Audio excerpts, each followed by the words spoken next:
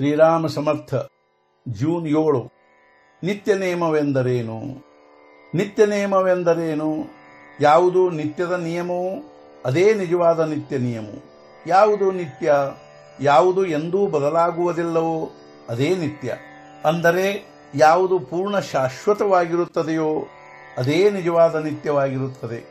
ಆದ್ದರಿಂದ ನಿತ್ಯವೆಂದರೆ ಭಗವಂತನೆಂದೇ ತಿಳಿಯಬೇಕು. ಅವನ ನಿಯಮ ಮಾಡುವುದೆಂದರೆ ಏನು ಮಾಡುವುದು? ನಿಯಮ ಮಾಡುವುದೆಂದರೆ ನಿಯಮನ ಮಾಡುವುದು, ನಿಗ್ರಹ ಮಾಡುವುದು, ವಶಪಡಿಸಿಕೊಳ್ಳುವುದು ಅಥವಾ ಸ್ವಾಧೀನದಲ್ಲಿಡುವುದಾಗಿರುತ್ತದೆ. ನಮ್ಮ ಮನಸ್ಸನ್ನು ಭಗವಂತನ ಸ್ವಾಧೀನಪಡಿಸುವುದು, ಯಾವಾಗಲೂ ಅವನಲ್ಲಿಯೇ ಇಡುವುದು, ಅದಕ್ಕೆ ನಿತ್ಯ ನಿಯಮವೆನ್ನುತ್ತಾರೆ. ಆದರೆ ನಮ್ಮ ಇಂದಿನ ಮನಸ್ಸಿನ ಅವಸ್ಥೆಯಲ್ಲಿ ಅದನ್ನು ಸಂಪೂರ್ಣ ಭಗವಂತನ ಸ್ವಾಧೀನಪಡಿಸಲು ಬರುವುದಿಲ್ಲ. ಹಾಗೂ ದೇಹವು ಜಡ ಅಶಾಶ್ವತ ಇರುವುದರಿಂದ ಇಂಥ ದೇಹದಿಂದ ನಿತ್ಯ ಹಾಗೂ ಶಾಶ್ವತವಾಗಿರುವ ಭಗವಂತನ ನಿಯಮವು ನಡೆಯಲು ಶಕ್ಯವಿಲ್ಲ. ಆದ್ದರಿಂದ ದೇಹದಿಂದ ಅಂದರೆ ನಾಲಿಗೆಯಿಂದ ತೆಗೆದುಕೊಳ್ಳಲು ಬರುವಂತಹ ಹಾಗೂ ದೇಹದ ಆಚೆಗಿರುವ ಅಲ್ಲದೆ ಸೂಕ್ಷ್ಮವಾಗಿರುವುದರಿಂದ ಭಗವಂತನೊಂದಿಗೆ ಶಾಶ್ವತ ಸಂಬಂಧ ಹೊಂದಿರುವ ಭಗವಂತನ ನಾಮವನ್ನು ಅಖಂಡವಾಗಿ ತೆಗೆದುಕೊಳ್ಳುವುದೇ ನಮ್ಮ ನಿಜವಾದ ನಿತ್ಯ ನಿಯಮವಾಗಿರುತ್ತದೆ. ಉಳಿದೆಲ್ಲ ವಿಷಯಗಳು, ಶಾಸ್ತ್ರ ಬಂಧನಗಳು, ಪುರಾಣ ವಾಚನ, ಸ್ನಾನ ಸಂಧ್ಯಾದಿ ನಿತ್ಯ ಕರ್ಮ ಮುಂತಾದವುಗಳನ್ನು ಪಾಲಿಸಬೇಕು. ಆದರೆ ಅವುಗಳ ವಿಷಯದಲ್ಲಿ ಹಠ ಅಥವಾ ಆಗ್ರಹವಿರಬಾರದು. ಯಾವುದೇ ಅವಸ್ಥೆಯಲ್ಲಿ ಭಗವಂತನ ನಾಮ ಮಾತ್ರ ಬಿಡಬಾರದು. ಇಷ್ಟೇ ಹಠವು ಕ್ಷಮ್ಯವಾಗಿರುತ್ತದೆ. ಶುದ್ಧ ಭಾವನೆಯಿಂದ ನಾಮ ತೆಗೆದುಕೊಂಡರೆ ಭಗವಂತನು ದರ್ಶನ ಕೊಡುತ್ತಾನೆ. ಶುದ್ಧ ಭಾವನೆಯ ಫಲವು ಬಹಳ ದೊಡ್ಡದಿರುತ್ತದೆ. ಬಹಳಷ್ಟು ಪ್ರಮಾಣದಲ್ಲಿ ಬಡ ಹಾಗೂ ಅಶಿಕ್ಷಿತ ಜನರೇ ಈ ವಿಷಯದಲ್ಲಿ ಶ್ರೇಷ್ಠರಿರುತ್ತಾರೆ. ನಾವು ನಾಮ ತೆಗೆದುಕೊಳ್ಳುತ್ತಾ ಹೋಗಬೇಕು. ನಾಮ ತೆಗೆದುಕೊಳ್ಳುವುದರಿಂದ ಭಾವನೆಯೂ ಶುದ್ಧವಾಗುತ್ತದೆ.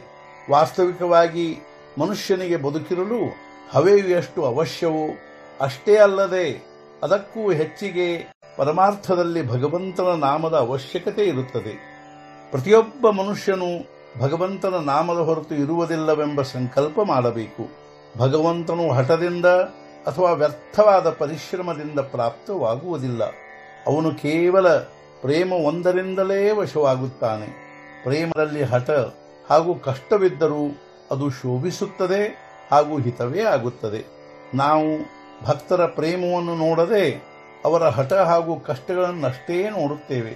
ಯಾವ ಮನುಷ್ಯನು 3.5 ಕೋಟಿ ರಾಮನಾಮ ಜಪ ಮಾಡುತ್ತಾನೋ ಅವನಿಗೆ ಭಗವಂತನ ಪ್ರೇಮದ ಅರಿವು ಬರದೇ ಇರಲಾರದು. ಸಂಶಯವು ಅತ್ಯಂತ ಜಿಗುಟಾಗಿರುತ್ತದೆ. ಅದು ನಾಶಪಡಿಸಿದರೂ ನಾಶವಾಗುವುದಿಲ್ಲ. ಅಲ್ಲದೆ ಕೆಲವು ಸಂಶಯಗಳು ಆಚರಣೆಯಿಂದ ಹಾಗೂ ಅನುಭವದಿಂದ ಇಲ್ಲವಾಗುತ್ತವೆ. ಆದ್ದರಿಂದ ಮನಸ್ಸಿನಲ್ಲಿ ಸಂಶಯ ಬಂದರೂ ನಾಮವನ್ನು ಬಿಡಬಾರದು. ಅಖಂಡ ನಾಮ ತೆಗೆದುಕೊಳ್ಳುತ್ತಾ ಹೋಗುವುದರಿಂದ ಮನಸ್ಸು ಸ್ವಚ್ಛವಾಗುತ್ತದೆ ಹಾಗೂ ಸರ್ವ ಸಂಶಯಗಳು ತಾವಾಗಿಯೇ ಕರಗಿ ಹೋಗುತ್ತವೆ. ಲಂಕೆಯಲ್ಲಿ ಸೀತಾದೇವಿಯು ರಾವಣನ ಅಶೋಕ ವಾಟಿಕೆಯ ಬಂದಿವಾಸದಲ್ಲಿರುವಾಗ ಅವಳ ಸಾನ್ನಿಧ್ಯದ ಪ್ರಭಾವದಿಂದ ಅಲ್ಲಿಯ ಗಿಡಗಳು, ಪಕ್ಷಿಗಳು, ಕಲ್ಲು ಮುಂತಾದವುಗಳಿಗೆ ರಾಮನಾಮದ ಪ್ರೇಮ ಉಂಟಾಗಿತ್ತು ಎಂಬ ವರ್ಣನೆ ಇರುತ್ತದೆ. ರಾಮನಾಮದ ಪ್ರೇಮ ಹಾಗೂ ಭಗವಂತನ ಪ್ರೇಮ ಇವೆರಡೂ ಒಂದೇ ಆಗಿರುತ್ತವೆ. ನಾಮದಲ್ಲಿ ಕೊನೆಯ ಶ್ವಾಸ ಹೋಗಬೇಕು. ಇದರಲ್ಲಿಯೇ ಜೀವನದ ಸರ್ವಸ್ವವಿರುತ್ತದೆ. ಇಂದಿನ ಮುಖ್ಯ ವಿಚಾರ, ಧ್ರುವನಂತೆ ನಾಮದ ಮೇಲೆ ನಿಷ್ಠೆ ಇರಬೇಕು. ಪ್ರತ್ಯಕ್ಷ ಭಗವಂತನು ಎದುರಿಗೆ ಬಂದರೂ ಅವನು ನಾಮವನ್ನು ಬಿಡಲಿಲ್ಲ. ಸದ್ಗುರುನಾಥ ಮಹಾರಾಜ್ ಕಿ ಜೈ. ಜೈ ಜೈ ರಘುವೀರ ಸಮರ್ಥ.